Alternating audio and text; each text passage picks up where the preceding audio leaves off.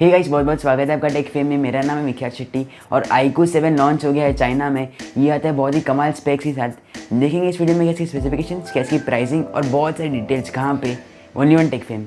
तो देखते हैं इसी iQOO 7 के स्पेसिफिकेशंस को। तो ये आता है एक 6.62 इंच के full HD plus AMOLED display के साथ। ये है 120 हर्ट्ज़ का रिफ्रेश रेट और यहाँ पे उसके साथ साथ हमें मिलता है 300 हर्ट्ज़ का टच रिस्पॉन्स रेट। उसके साथ ये आता है स्नैपड्रैगन 888 चिपसेट के साथ, जो बेसिकली बेस्ड है 5 नैनोमीटर्स के ऊपर। बैटरी की बात करूँ तो ये आता है 4000 mAh के बैटरी के साथ और कंपनी ने यहाँ पे प्रोवाइड किया एक 120 वॉट्स का फास्ट चार्जर। iQOO क्लेम करता है कि हम इसी फ़ोन को चार्ज कर पाएंगे 15 मिनट्स के अंदर, जो ये एक बहुत ही एकदम कमाल का फीचर है। उसके साथ यहाँ पे हमें देखने को मिलता है ट्रिपल कैमरा सेटअप।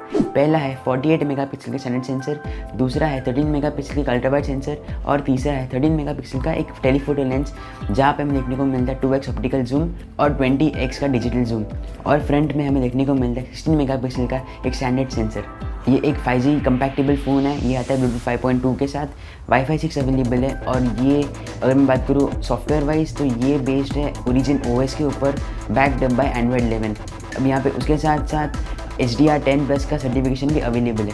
अब अगर हम बात करें इसी iQOO 7 के प्राइसिंग के बारे में, तो क्योंकि ये लॉन्च हुआ है चाइना में, तो अगर हम करते हैं करेंसी को कन्वर्ट तो इसकी इंडियन प्राइसिंग निकलती है करीब 43,000 रुपीज़ इसके 8 GB रैम और 120 GB वेरिएंट के लिए, और करीब 48,000 रुपीज़ इसके 12 GB रैम और 256 GB स्टोरेज वेरिएंट के लिए। अब अगर मैं बात करूँ इसके रैम के बारे में, तो ये आता है DDR5 बेस्ड रैम के साथ और इसका जो स्टोरेज है वो है UFS 3.1 बेस्ड।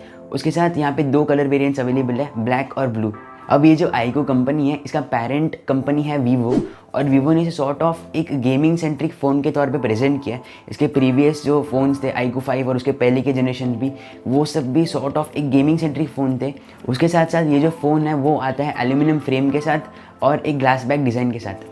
अब जस्ट थोड़े टाइम पहले ही Mi 11 लॉन्च हुआ था और वो था दुनिया का सबसे पहला स्मार्टफोन स्नैपड्रैगन 888 के साथ आने वाला।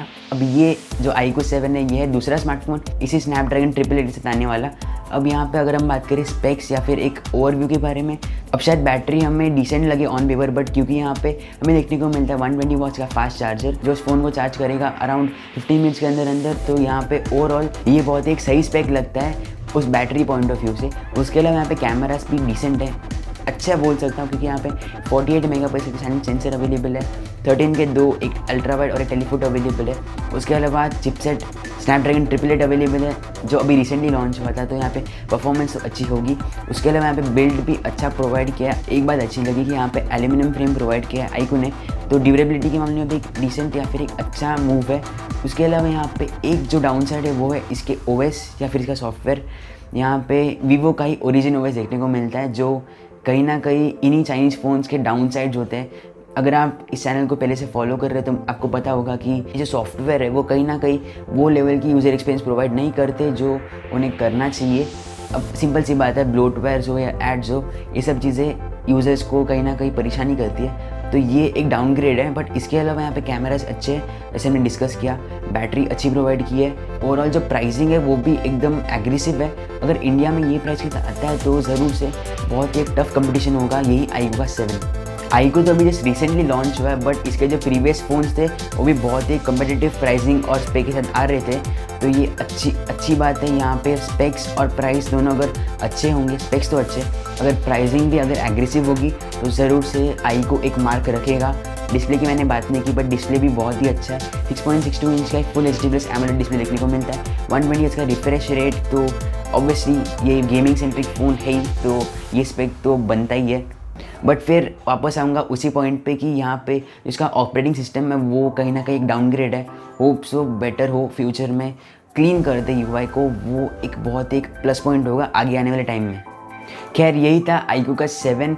हमने इस वीडियो में डिस्कस किया इसके स्पेसिफिकेशंस को, इसकी प्राइसिंग को, और यहाँ पे अगर मैं बात करूँ तो iQOO ब्लैक शार्क और Asus के ROG फ़ोन से कम्पीट तो करेगा ही, बट उसके साथ साथ यहाँ पे जो टॉप लेवल के फ्लैगशिप या फिर फ्लैगशिप किलर्स है उसको भी अच्छी खासा टक्कर दे सकता है, क्योंकि इसके स्पेसिफिकेशंस अच्छे लग रहे हैं ऑन पेपर।